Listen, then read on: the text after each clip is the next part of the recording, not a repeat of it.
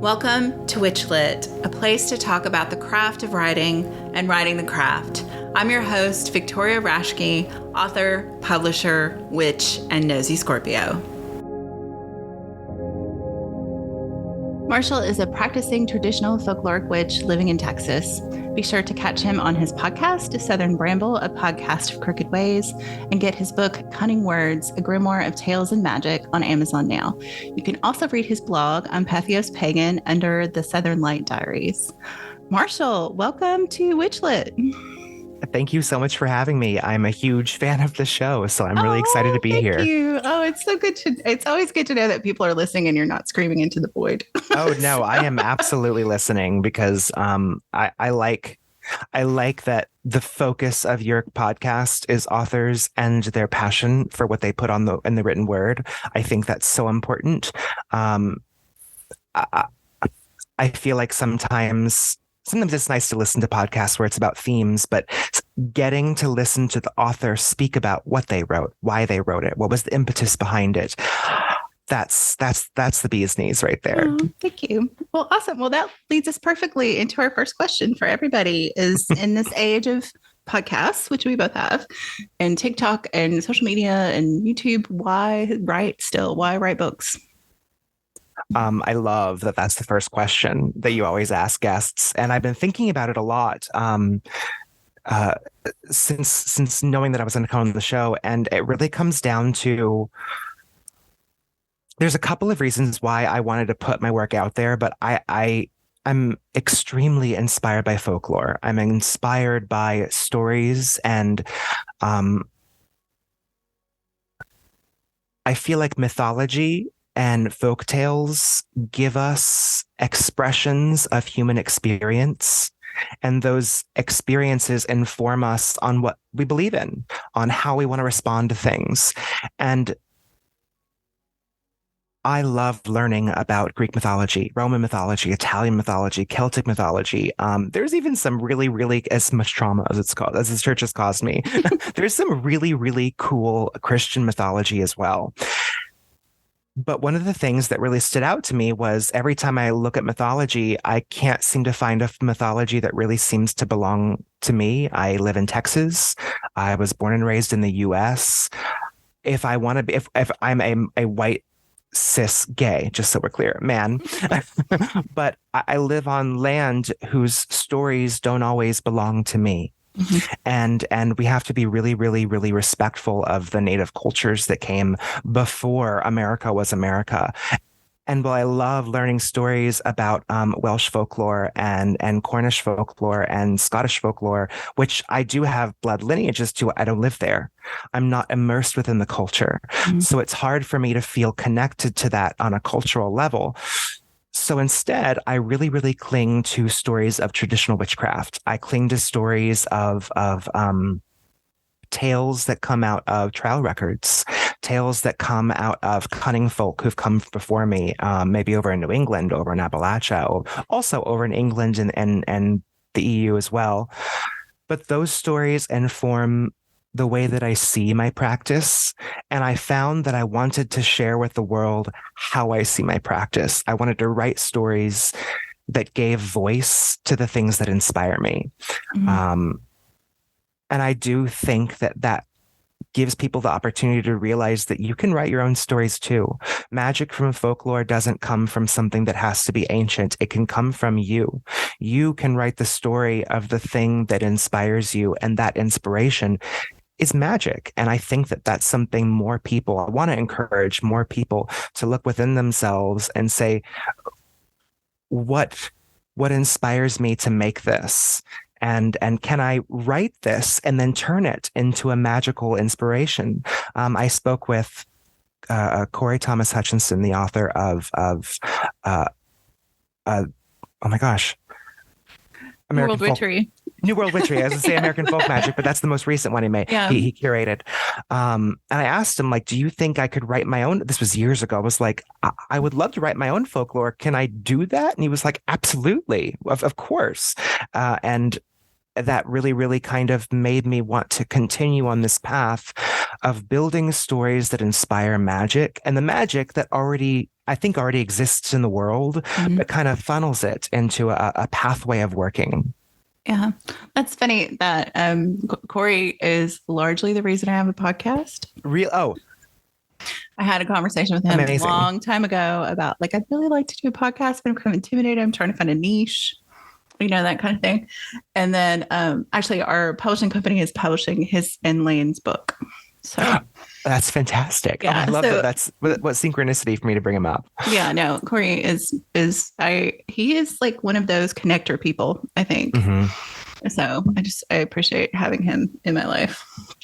So that's awesome. So I read Cunning Words and I finished it. And I've read all your Pathos blogs too, because thank you. I always like to do a little stalking before I interview somebody.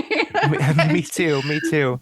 But one of the things I love about the book and how you talk about it is that you have created new folklore stories, but they feel really old.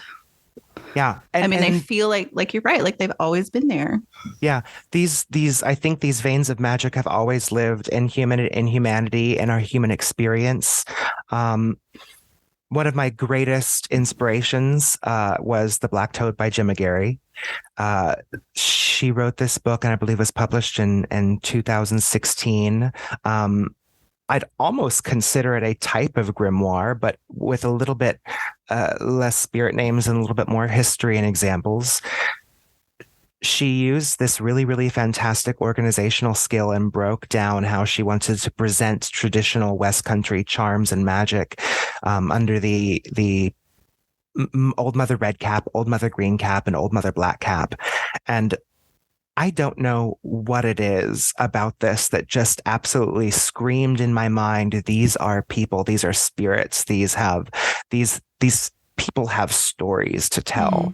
And I was so inspired by her book that I wanted to write those stories. And I didn't know how they were going to come to me. I didn't know exactly in the form in which they would kind of take place on paper. I do not write outlines. I don't write almost anything in advance. I start and I see where I feel like the spirits are taking me. And there are many times I would write something and be like, this is all wrong. This feels wrong. It feels like I'm being told this is not the story I should be writing, and I'll kind of start over. Yeah. But all of them are inspired by things that either have existed before or there's a flavor of something that existed. And I got the opportunity to expand upon it when I couldn't find anything else. Yeah. And I love one of the things that, and this, I hope I'm not giving away something I'm not supposed to give away, but I love we're 2 months out since publication. So I think we're okay. If people want a little spoilers, they're going to be little spoilers. If you don't, come back to this after reading. Yeah. Spoiler alert now. I love that you gave them names that evoke other witches. Yeah. And I didn't know if you did it on purpose or if it was like a subconscious thing, but I was like, oh, Vivienne made me totally think of the Chocolat of Vivienne from Chocolat. Oh, really? And Belinda obviously is the good witch. And, so I was like, I love that they have names that kind of evoked these other kind of pop culture folklore witches, I guess, in some ways. And it's kind of funny. I didn't necessarily do that on purpose. Each of them had names that stood out to me when I was writing. One of them was actually named after someone very specific. The Mother in Black her name was inspired by Olivia, the Witch of Wonderlust. And her name's Oliviana. And Olivia knows why she inspires that story. We'll leave that for her to know. But Vivienne actually, funny enough, was inspired by the Mists of Avalon.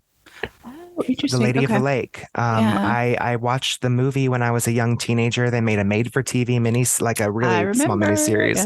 Yep. And Angelica Houston played the Lady of the Lake, and her name was Vivienne, and it was one of those. I don't think I thought about it when I wrote it, but I went back and kind of was like, oh yeah, I remember that. But Yeah. obviously these things live somewhere up in my head. And then when they come out in a way that just seems to work or doesn't work. And we move on. Yeah, I think, the one thing that I think people who aren't writers have this idea that these, things come like whole cloth, like Athena being born from Zeus's head. And I'm like, oh no, like Mhm. writing is 90% editing. Like, Oh, truly. Absolutely. And you'll notice, and all the readers might notice that barely any of the characters in my book have names. Only very few of them do, and that's on purpose. mhm, There are certain stories where names are put in place because you are meant to experience the story from their perspective. And then there are some where I don't want them to have any names because I want you to experience them as if they were you. mhm, And I think that was a way in which I got to bring the audience reading the story into it, to live it, to experience it, and not see it as it happening to someone else. mhm. Yeah, yeah, I like that. And I feel like there are a lot of little Easter eggs throughout the book, Oh, and yes. like the way all the stories eventually fit together have this really lovely loop.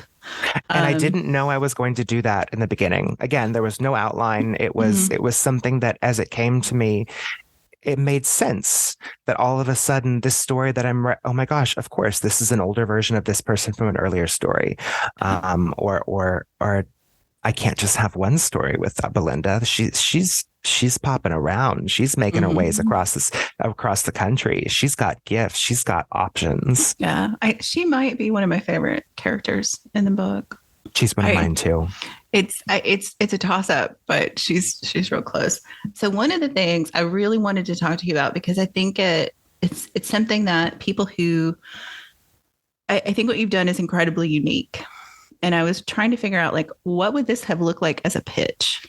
And you decided to self-publish, and I wanted to give you an opportunity to talk about those decisions and why you decided to go that route rather than try and go through the pitch boat and give somebody else more control over this work. Well, that kind of answers the question. I Mm, don't want anyone else to have control over this work. I'm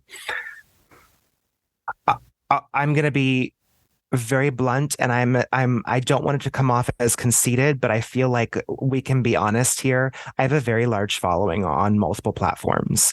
Um, because of that, I knew I had the opportunity and privilege of self-publishing and getting my information out there and being my own source of marketing, without needing an entire marketing team, an editing team, and a publisher to do that for me. mhm, That is a privilege, and I absolutely recognize that. Not everyone will have the opportunity to have that viewership and following to self-publish and get as many copies out there. mhm, So I think it's really important that I acknowledge that first. I know that. But secondly, I as an interviewer on a podcast, I speak to a lot of authors as well. I've spoken with people at multiple publishing companies who I really, really love.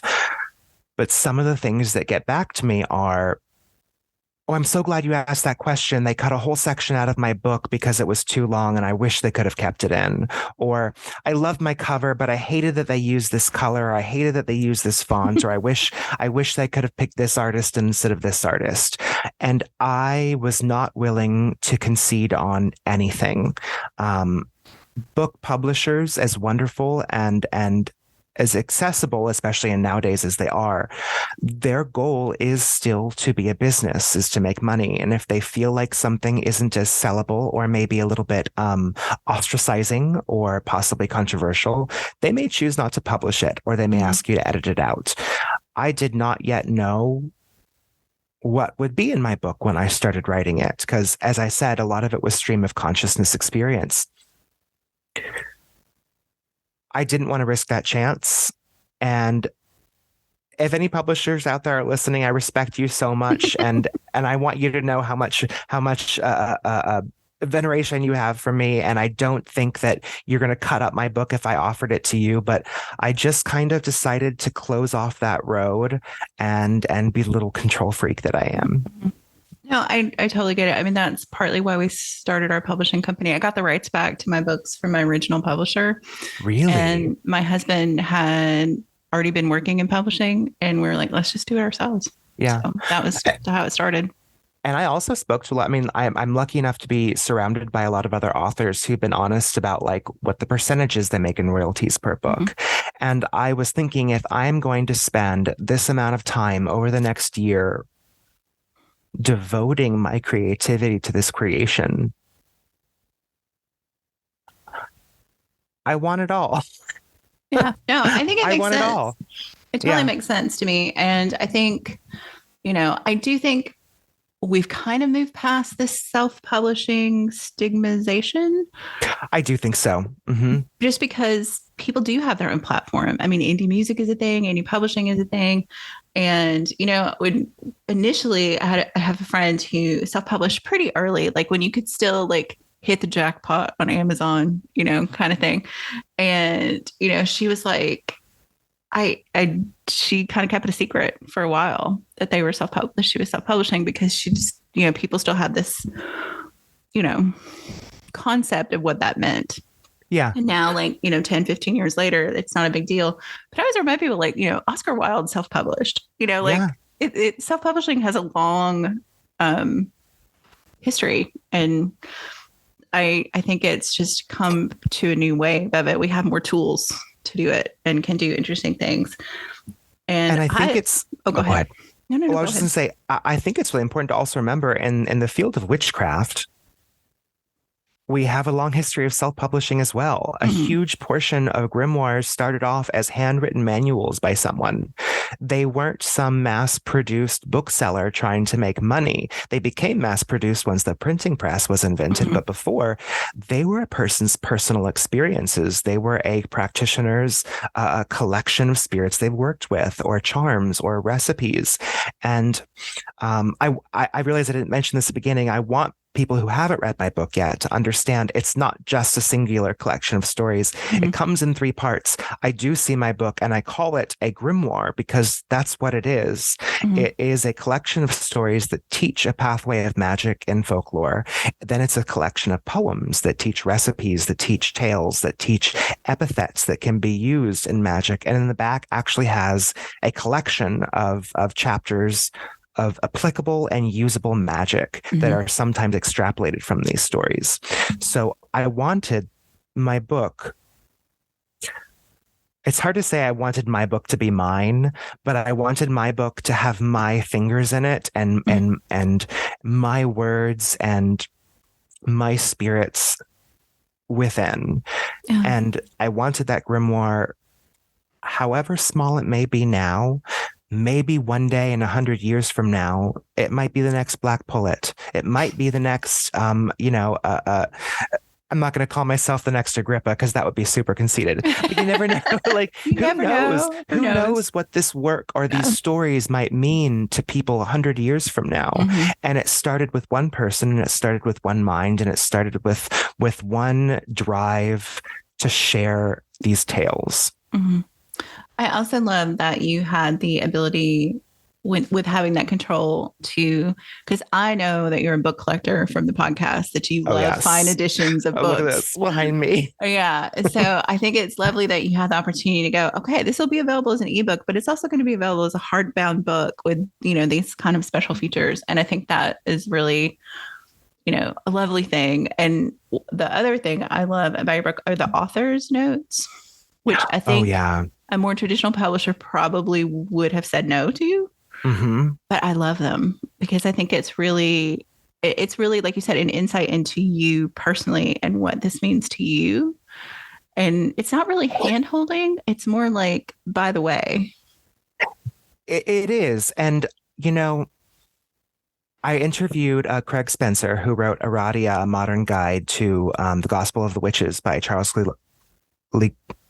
Charles Godfrey Leland last year.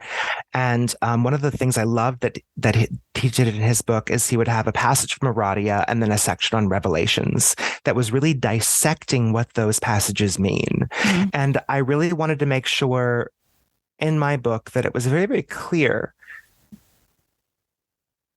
the impetus behind them, the inspiration for this character, my own personal experience when I worked with this type of magic. A lot of times you pick up a book by a major publishing company, it's a 101, maybe a 201, and it's like, you want to fly to the Sabbath, put on this salve, close your eyes, and start envisioning this and then see where it takes you. And that's wonderful. But sometimes people are like, but what if nothing happens? Like, what happened to you? And I wanted to put in, well, when I did something similar to this is an experience that I had. And I feel like a lot of times, many books that are teaching you simple instructions don't really give you a taste of the outcome. And I think a lot of practitioners are craving the personal experiences of authors more than just simple recipes. Yeah. And I think, part of that is social media too, because we have all kind of developed parasocial relationships with people we follow. And so I think there is this, like, I don't know, I hesitate to say expectation because I think that gets a little dangerous, but I think it is a little bit an expectation that you will have more access to what they think. And I love that you and Austin both have done a great job on the podcast, and you do this in the book. Like, you're clearly holding back things for yourself. Yeah. And I think that's important that people see that. Yeah. We've actually we had a whole episode on gatekeeping, and I feel like, soapbox for a second. Gatekeeping is not an automatically bad word. I think we went through a really big boost of collective zeitgeist mentality where gatekeeping equals bad. I'm sorry. Gatekeeping just means that you are restricting access to something. That can be applied to anything. Not everything is for you. My relationships with my spirits are for you if I say it's okay. You don't get it automatically. And there are many times that I think people attribute the word gatekeeping to, you didn't give me the information I needed exactly as I wanted it, and you made me research it. So I'm calling you a gatekeeper, and I'm using it as an emotional threat or reaction to you not giving me access to what I want. And I am a proud gatekeeper of my personal spiritual practice. And I think more people should consider themselves a gatekeeper to their own praxis. And however much you want to share is totally up to you and the spirits you work with. Yeah. And I love the section in the book where you talk about the kind of the kerfluffle on TikTok about the person who said, you got to work. They got lambasted for it. And I'm like, no, it is work. And some things you have to find out on your own. I taught culinary school and for years. And, one of the things that shocked me is how many people really expected to walk into the classroom and be just like somehow dump my brain into theirs and they would know how to do these things. And I was like, no, it's practice. You go make salsa like 100,000 times to get your knife skills up, and it's the same with witchcraft. The first time you do it, you may screw it up. That's just how it goes. And then you practice it. But yeah, go, what is the thing? Go to the store and buy the 99-cent chili flakes. Yes, that was the article I did about the work. Yes, I think that was really important. And I listened to an interview here either in 2022 or 2021 with Shawnee Oates, and she is the maiden of the Tubal Cain clan, and it's very interesting because without listening to her say this first or knowing, mind you, the clan of Tubal Cain is a closed traditional witch practice. Whatever information that she or her clan members have written are the only information we truly have access to, and a little bit of Robert Cochrane, but not a whole lot. And whatever she has to say, I'm grateful to learn and listen to. But one of the things she said was that we don't necessarily call it witchcraft. We call it craft or old craft, or we don't call it spells and charms quite as much. We call it work because it's doing work. We're doing the work. And I found that that was actually part of the language I had already adapted into my craft as well, was I'm doing the work. I'm doing baneful work. I'm doing dextral work. I'm doing sinistral work. Mm-hmm. I do feel like sometimes spells can have kind of a fantastical air to them that doesn't always feel as real as work. And Mm-hmm. whether you call it spell or whether you call it work, it is work. And Yes. I feel like a portion of what you see in my book is that it's not quite as simple as just lighting a candle, saying some words, and walking away. Mm-hmm. Sometimes it's chanting over a set of beads you've created yourself over 100 to 300 times. Sometimes it's journeying to a crossroads and then saying an epithet, or walking to a river after making a doll out of mud from that river water and specific herbs and then throwing it in. There aren't substitutions for this. There aren't there aren't easier ways to go about it. Mm-hmm. Sometimes the way you apply yourself applies the power to the work you do. Yeah. And I think, it's also one of the things I think that I don't know if this comes from like the social media aspect of witchcraft Mm-hmm. or what, but I feel like a lot of witches that I see, especially newer, younger witches, newer or younger, I guess, depending, um, is like, you have to do everything, and it's like, everybody's kind of got their channel. Like, we all have things we're particularly good at. Mm-hmm. Like, as much as I love astrology, I'm not a math person, and I appreciate it, and I love to read what astrologers have written, and I like to incorporate planetary days and hours and the phase of the moon and those things into my work, but I don't really know how to do that. I'm exactly the same. Yeah. I don't, there's a couple things. I think, yes, I think a lot of newer practitioners, they get into witch talk. They get into social areas, and these are wonderful invitation spaces. I actually Mm, really, really love them for that. yeah. But sometimes I'm not saying you have to graduate out of that, because I'm still on there. I love it. But there does come a time when you have to get information outside of there. And one of the Mm-hmm. things, like, I don't do a lot of tarot. I Mm-hmm. don't do a heavy amount of astrology. I would call myself, the most astrology I do, I would say, comes from a folk perspective, the days Mm-hmm. of the week and the moon phases. Yeah. I don't even get as deep down as planetary hours as much as just days. I Mm-hmm. stick with the folk approach to it, if you will.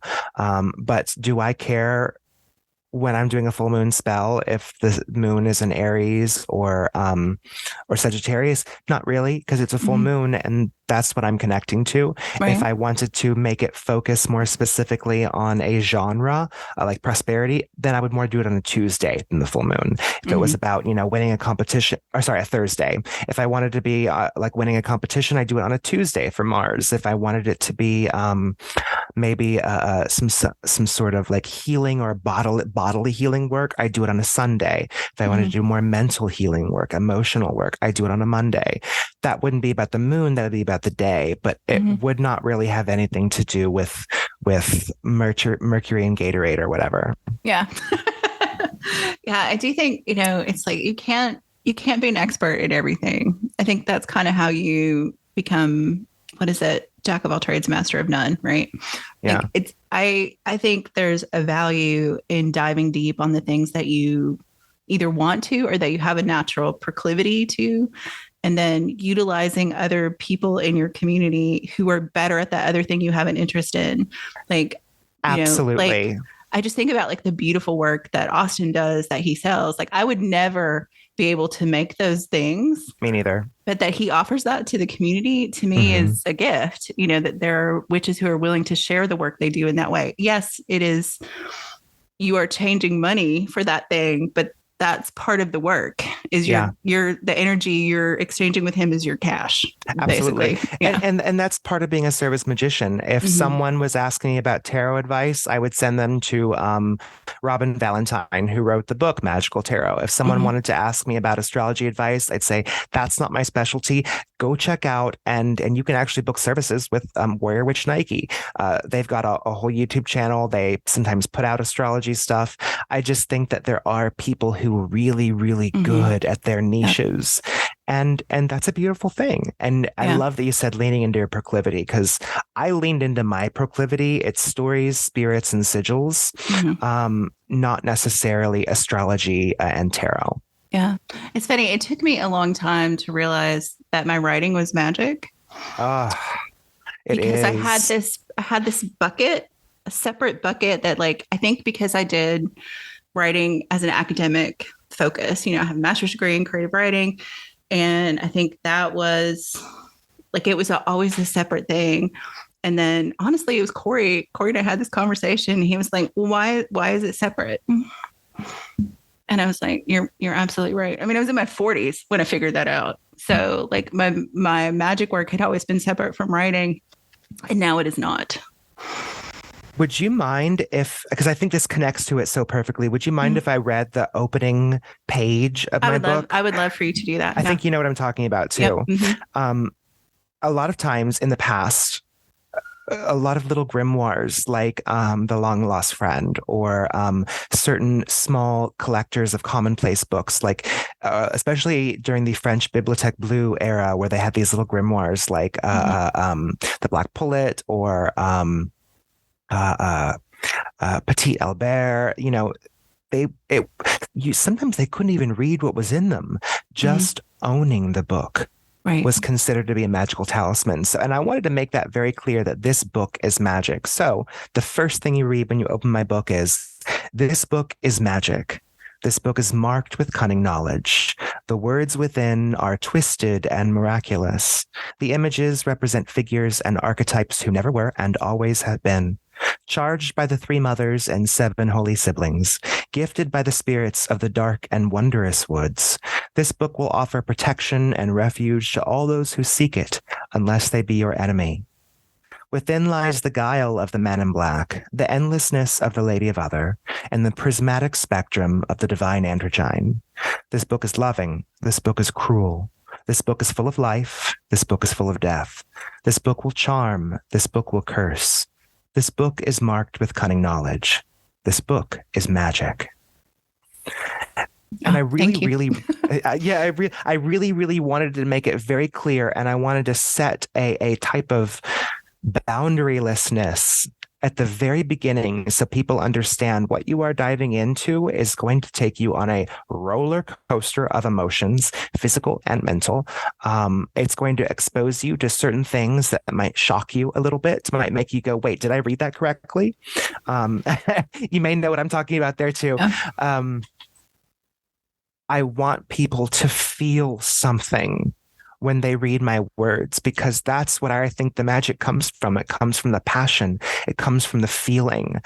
So I think on that thread of writing is magic, did you approach your writing ritually, or did you just kind of sink into it? Like, what is there, like a ritual around your writing, or like your perfect writing day, or any of that kind of?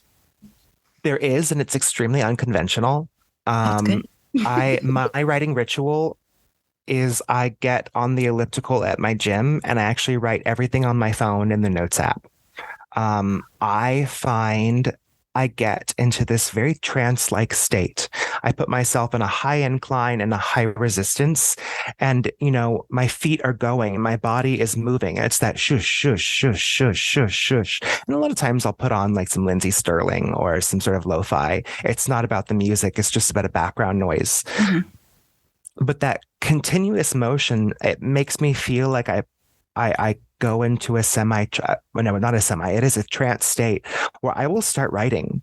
And like I said, I have no outline. I have no idea where this story is going.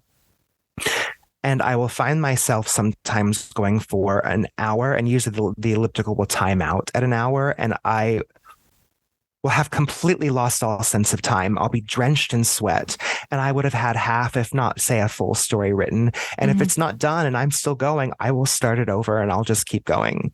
And it's one of those things where it feels like I sort of lose a sense of control and self and fall into the story. And I'm experiencing it as it's coming out of me. And I will have these really strange and wondrous revelations that I don't feel like I get as much in other places. Mm-hmm. And so, I try to go at least 5, 6 days a week. I get on the elliptical. I try to do at least 30 minutes a day, and I do all my writing on there. All my writing for Patheos Pagan. Almost all of my book was written on the elliptical in a somewhat what I feel like is an altered and high endorphin, high dopamine state, adrenaline state that takes me out of myself. Yeah. I love that kind of moving meditation aspect of it. And you must also have the heart of a lion. I mean, that's kind of amazing. That's a lot of cardio. But no, I love that. And I mean, I think unconventional is good. Like there's this, I think, apocryphal story about Nabokov standing in a chair with his notebook on top of the refrigerator. And I don't know if it's true. I've heard the story told by writers like at conferences and stuff over the years. And I'm like, I wonder if it's true. But I'm like, my feeling about writing is it's really easy to compare your process to someone else's process, but it's most important that your process works for you. Yes, absolutely. Sometimes you can literally sit at a desk, open a computer, and just write. I cannot. I tried. I basically sat there and just would look at my phone or want to change the song, and I felt very still and unmoving. Mm-hmm. Yeah. So I write the way that I write, and I love it. And I feel like it brings something that I don't think I would get without being in that state.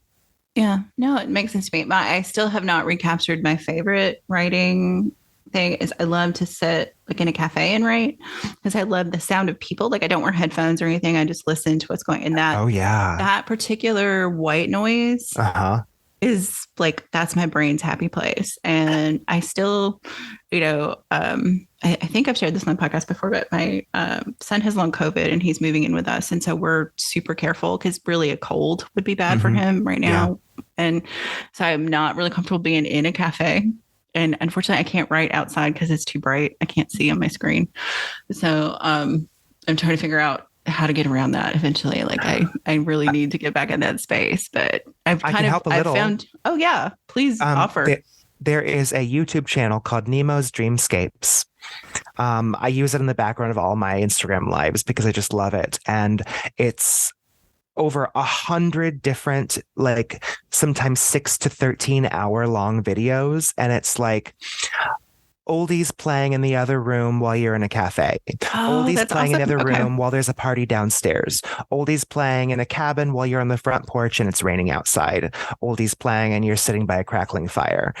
It feels like there is a song going on or a party in the other room. There's people over here, but I'm in here typing instead. Oh, I love that. Yeah. Because I've tried some of the ones on YouTube and I don't think I've seen that one. So I'll have to give them a try. Nemo's Dreamscapes. Awesome. You're going to fall in love with it. I'll just put it on when I want to like water the garden or just cook or something because it's the perfect background noise. Yeah. There is something, I don't know, like you said, there's something that I need that to just take me a little bit out of myself. And I don't think I've ever shared this with anywhere, but I'm going to tell you because, please, but the last book in the series I wrote is called Strange as Angels, which is from the Cure song. But I was in a cafe in Knoxville before we moved to California, and it was a Watson Twins cover of this Cure song that I had never heard before that was on the radio. And it totally changed the whole trajectory of the book, listening to the song in that cafe in that context, which was just weird. So those are such pivotal moments, though. They stick with you forever. And it makes you believe. I mean, I'm a big believer in synchronicity in reasonable means, but I do think that there are synchronistic moments that, they happen, you experience them, and then they change the trajectory of your intent, your passion, what you're doing in the moment. Yeah. Yeah. I think, one of the things I think that comes with wisdom of age or wisdom of repetition is figuring out when it's a sign and when it's just random. Oh, yeah. Oh, absolutely. Everything is a sign, but sometimes and I think it's really paying attention and knowing. I always like to think when it comes to signs, if you really have to dig deep or ask what it means, it's probably not a sign. Usually signs are sent to you because you will know what they mean. That's just my general rule. And my secondary rule is if something happens 3 times in a row, okay, I'm paying attention now. It's 3 times. You've got my attention. First time was once. Second time was a coincidence. 3 times. What is it? What's going on? Let's do some research. Yeah, no, I agree wholeheartedly. It's just, I think one of those things that comes, like I said, with just time. Like, I think you just figure it out as you go on. I think when I was younger, everything was a sign, like, because I was so hungry for direction. And now I'm older and it's like, I kind of know where I'm going sometimes, not always. I mean, it's funny to hit 50 and realize that most people are still winging it this late in life too. Like, we're all just kind of winging it on some level. I'm still waiting for adulthood to hit and I'm 36. Yeah. I can't tell you that 50 is when you're going to feel like an adult because it hasn't really kicked in. I mean, great. I have a son who's almost 30 and I still don't feel like an adult all the time. Occasionally my body reminds me that I'm 50, but yeah, I'm getting that one. Mentally, no. So one of the things I did want to ask you about, because the episodes that you and Austin do, where there's just the two of you talking on a subject, I know you kind of do outlines for those. So yes. Does that feel like writing to you, or is that kind of a different thing, and do you approach that differently? I do. I approach it completely differently. I usually write the outlines. Again, I write the outlines on the elliptical too, because I'm a busybody on I cannot just get on there, do cardio, and then listen to music and stare straight forward like a happy camper. It's just not me. Because I work a full-time job, I do try to find other places to have the opportunity to do my other hobbies. So I'll write the outline and I'll try to do as much, or either I will or he will, because he, especially any guests that he brings to the show, he'll write the outline and maybe I'll add to it. That does not feel like writing to me. That is setting a conversation pace with reminders as to what we want to talk about in the conversation. And we will go off on all sorts of directions sometimes in these conversations, depending on what one person says or inspires in the other. That feels very different than writing to me, I think. Yeah, I admire people who do those kind of podcasts because it feels like a lot more prep than an interview. I mean, I feel like, I try to read. My goal when I started the podcast was I always read everybody's most recent book when they came on. And sometimes, someone I've already read their book, but, so I try to always read the book and then do some stalking online to find out other things. Love it. But I think if you're going on a deep dive on a topic, that's really a lot more preparation than an interview.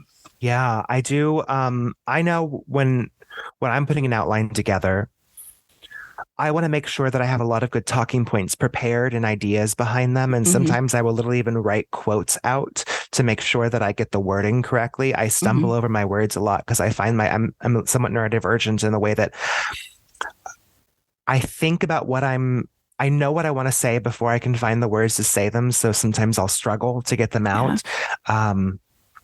It frustrates me to no end, but it helps me sometimes to rewrite out quotes and just have them prepared for me to read off and pretend like I'm saying them from the heart. But, I try to do everything that I can to combat misinformation, especially disinformation. So a lot of times we'll approach the topics on our podcast not in this sense of, I've got a gripe to pick with this person who said this. Instead, I'd rather just talk about the correct information around that thing. And hopefully people who listen feel more informed. Maybe they're like, that inspires me to go out and read more about this thing.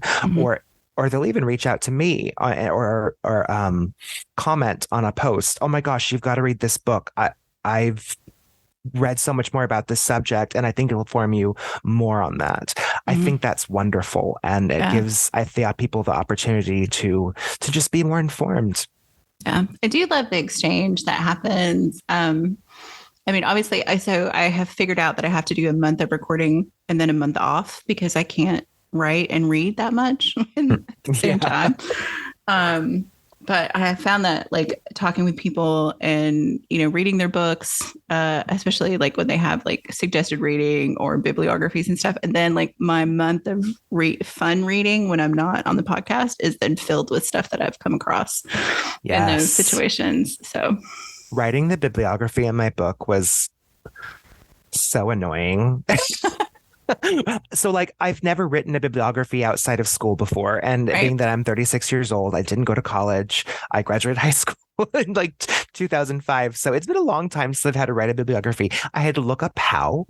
And then I had to write everything out. And I have tons of books in there that have all informed me some way, shape, or form. But the thing that really stood out to me was these stories are original. So I can't necessarily say, oh, that stems back directly from this book. There are four stories that do stem directly back to specific books. And I say so in the author's notes about them.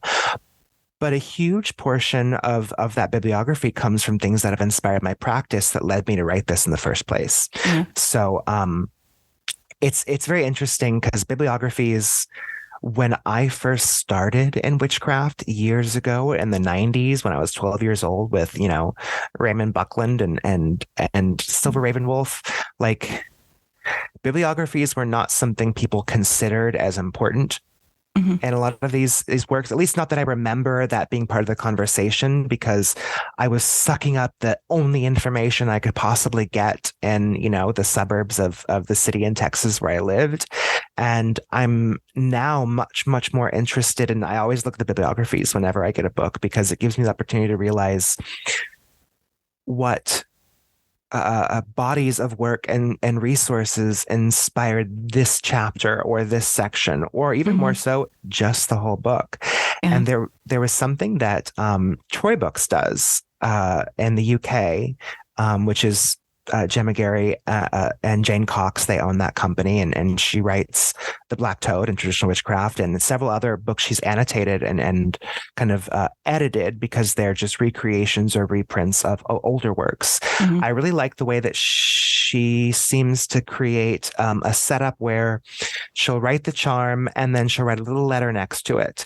And then in the back, there'll be a section where like that letter corresponds to this book. So instead of necessarily having, footnotes on every single page, it more so it has like a context to go back and forth. So you don't have to, it's just a formatting way of doing it. And it inspired me to do that with a lot of the charms that I have in my book, because all of the charms are written by me. None of them have ever been written in any other book before, but I wanted people to see that this didn't just get pulled out of my butt, like I got this specific reference from this book, which has a history. And then if you'd like more on that, this is the book you can go see.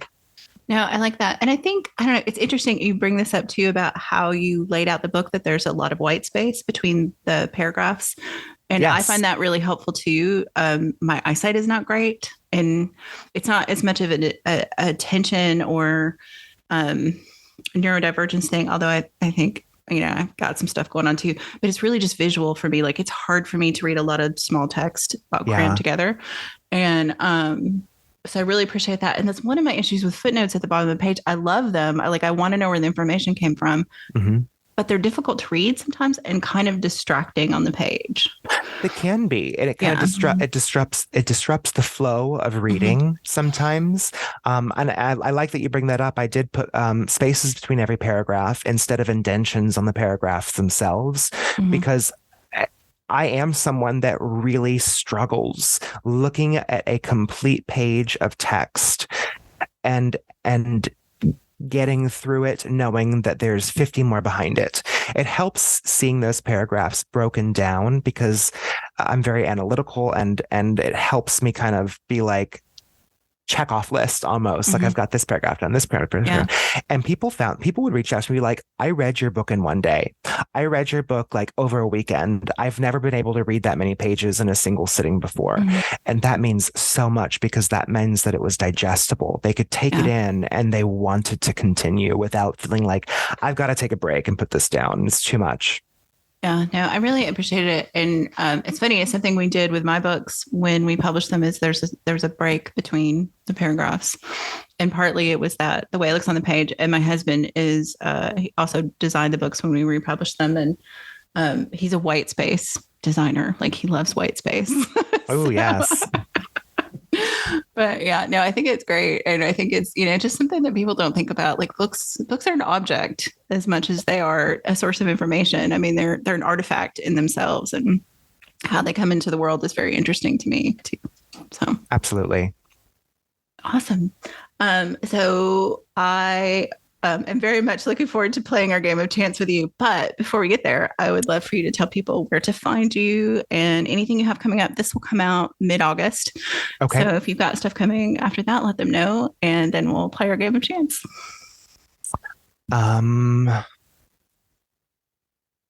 Funny enough, I don't have any specific things coming out. It's because I seem to do my thing and then I have an idea. So this is coming out mid-August, you said? Mm-hmm.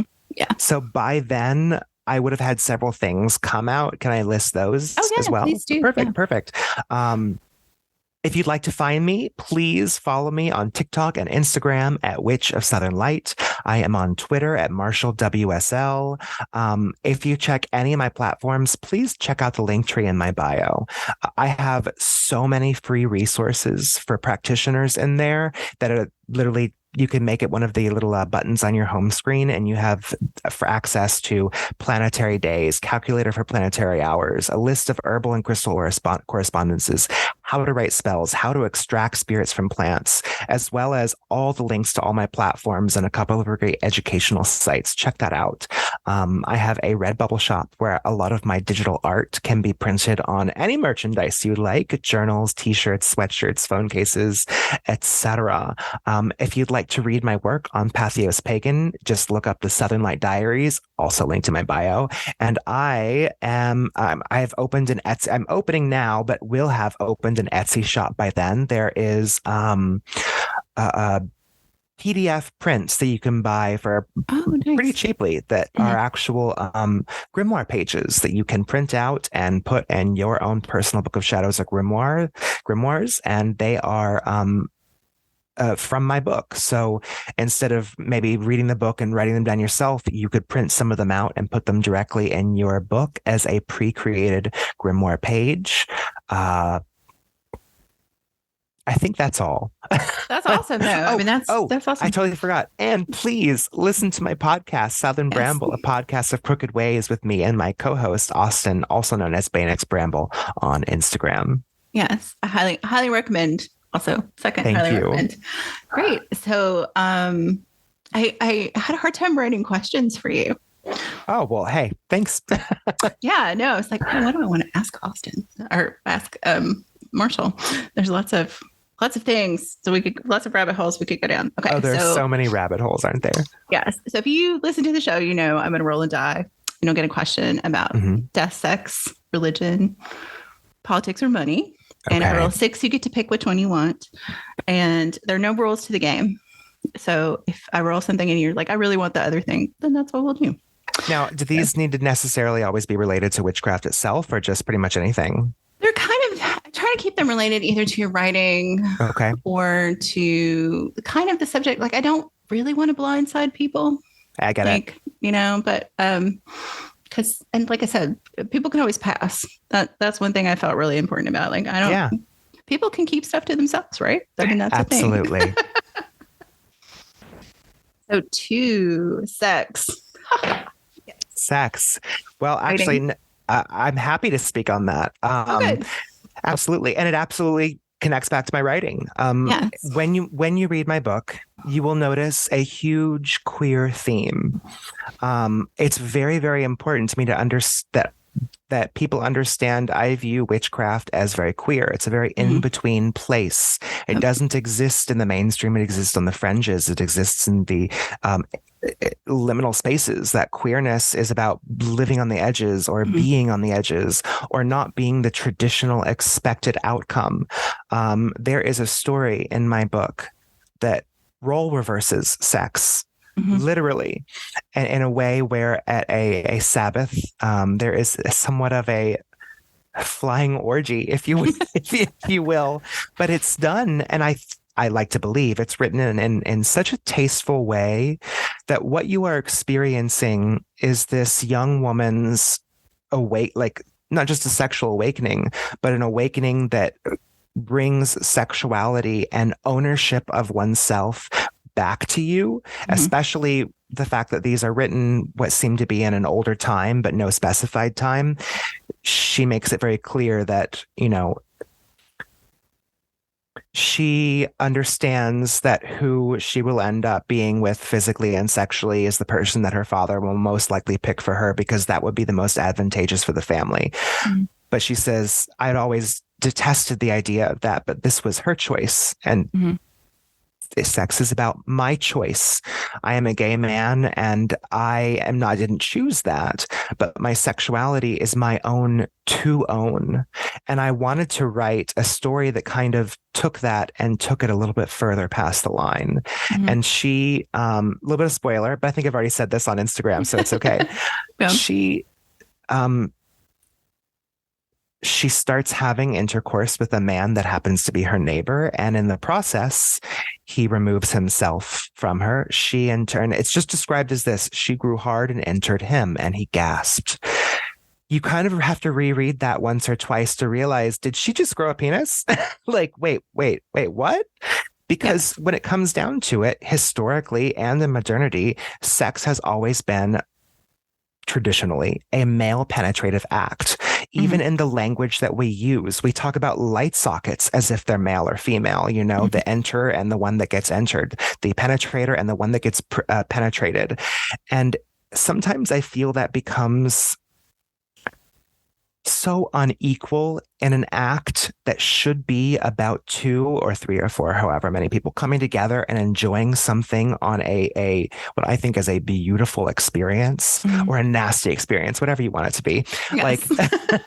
Like I wanted to show that equality of power is just as amazing and beautiful when those roles are reversed. I wanted this character to feel that power, to feel that sense of penetration, which isn't something that you typically get to see in a woman's experience. So I wrote this story to really show the boundarylessness of how you can own yourself, your sexuality, your body, and what you want to do with it. Yeah. And I think I think it's really beautifully written, and it's also pretty hot. I mean, I'll be honest, like it's pretty hot scene. So I was like, okay, go Marshall. But the question I had for you is literally around this part of the book. Please. Because I was thinking about, like, it's so well done. And I think it does address that sex is pleasure, but also there is like this political power aspect to it. And you talk about that kind of in this roundabout way. But and then your author's note, which I think is brilliant. You're like, sex is never necessary. Like, never. And I was like, that's, I think, so important, especially for new and younger witches to hear, because I think there's a lot of talk about sex magic and this kind of, I don't think it's an overemphasis, because I think it's important and it is powerful magic, but I think it can feel very intimidating, and it's also an area where people take advantage. Absolutely. So I think saying that, so one of the things I thought might be interesting, if you feel like you can expand on this, is what advice would you give those people walking into the space who might be ace or not interested in sex, if they feel like there is this overemphasis, or if they feel like they're missing out because that's not something they're interested in? Do you feel like you could talk to them about how to think about it, I guess, maybe? Absolutely. I mean, I somewhat fall on a spectrum. I'm aromantic. I find no interest in long-term romantic partnership with someone else. So when it does come to sex in itself, mostly it's with myself. And I think that's one of those things that is a beautiful thing that absolutely can be part of magic, but it doesn't have to be. There are so many avenues of magic. Like, I know one of the things that shocked me was to learn that the original thing that was taught to activate sigils was to orgasm while looking at a sigil. And that shift of mentality was the activator of that sigil. And what it was interesting was the explanation came from the understanding that all that was necessary was for a shift of the mind, a shift of experience. You could be looking at a sigil while on a roller coaster and screaming out loud and screaming your head off while looking at the sigil because you are having an ecstatic experience. We can have ecstatic experiences dancing. We can have ecstatic experiences in exercise and martial arts. Actually, that was one of the things that I loved listening to Warrior Witch Nike talk about. They feel like the best meditative experience they have is when they're doing martial arts and a specific type of combat training. And I had an experience similar to that when I was in spin class. Like I felt like I was having an ecstatic out of body experience. We can bring those types of experiences into our craft completely removed from sex. And if you find yourself with a mentor, a teacher, a group, or a coven leader, whatever you are in, and they are pushing this idea of sex upon you, pushing this idea of forced genderism on you, it's okay to include gender or sex in your own practice. It's not okay to say you have to do it if you want to be involved. It's not. If you find yourself as a new practitioner trying to find someone to trust, and this is the direction to go with you, if you are uncomfortable, walk away. That is not your only avenue. You have so many other avenues of finding yourself in the craft. Sex magic is great, but there's so many other options that don't involve that. And then, like I said, there is something in between. Sex magic does not have to include someone else. Yeah. It can absolutely be all about your own pleasure, your own beauty, and it doesn't have to be about sex. Even then, sometimes the pleasure is, I know this sounds a little bit like silly or removed from magic, but sometimes the pleasure is in treating yourself something you maybe normally wouldn't. Sometimes it's doing something for yourself that's a little bit extra that you think is a little extravagant, but you should do it for you. And I think that a lot of times, especially when it comes to sex, many times, especially when we're not interested in it, it seems to be something we end up doing for other people, kind of to get through to the other side. That's not where magic is. Magic does not lie in a place that you get through just to get out the other side. It's the experience. It should come from a place of passion. And there's so many places we can find passion. Oh, I love that. Thank you. That's fantastic. And I hope lots of people hear that and take it to heart because I think it's important. Me too. I hope so. I think people get very squeamish over the subject sometimes. I think they see spirit, especially if you're a new practitioner who came from trauma within Christianity or within the church specifically, because I know some Christian witches and I don't want them to feel like I'm saying anything bad about their belief system, but the churchianity aspect of sexual repression can kind of leave one to feel as though even when you change into another spirituality, that sexuality shouldn't be a part of spirituality. I completely disagree. I think it can absolutely be, but it doesn't have to. And you can build your practice around things that I think you should find yourself sometimes getting out of your comfort zone, but it shouldn't make you feel as if this is what it is, I don't want it, because there's other options. Yeah. I think one of the beautiful things about witchcraft and the occult, whatever label you choose for yourself, pagan, witch, sorcerer, whatever you choose, is that it kind of gives you permission and encourages you to explore those edges, exactly, like where you might be comfortable. And I think sometimes if you come from, I love how Yvonne Ibero calls it a high control religion, where you're not even allowed to look to the side. This is the way you go. This is how we do this. And I think having that freedom, if you come from that, can be a little overwhelming. Absolutely. At first. You a lot, especially if you were like, well, I'm coming from that exact mindset. A lot of times you're going to look for a mentor. And if all of a sudden that mentor is doing things that make you uncomfortable and make you feel like you're taking advantage of, you don't need that. You shouldn't. That's not part of this. That is not part of this. You don't need that mentor. There are so many other places you can go. It's not the same way where there is one singular authority that you have to go to for spirituality when it comes to witchcraft. You get to be that person. Yep. Oh, I love that. It's such a great place to end you. Marshall, thank you so much for this conversation. This has been delightful. It really, really has been. Thank you for giving me the opportunity to come on the show, talk about my book, my work. This has been so delightful. Oh, good. Well, may our paths continue to cross. I love it. Absolutely. WitchLit is a production of Thousand Volt Press and is edited by Julian Rashke. Our intro music is Cosmic Glow by Andrew Kay, and our outro music is Voices by Alexander Shanekar. Transcripts and all our previous episodes are available at witchlitpod.com, and you can follow us on Instagram at witchlitpod. Please help other witches find us by leaving a rating or review wherever you listen to podcasts. Thank you for listening to and reading WitchLit.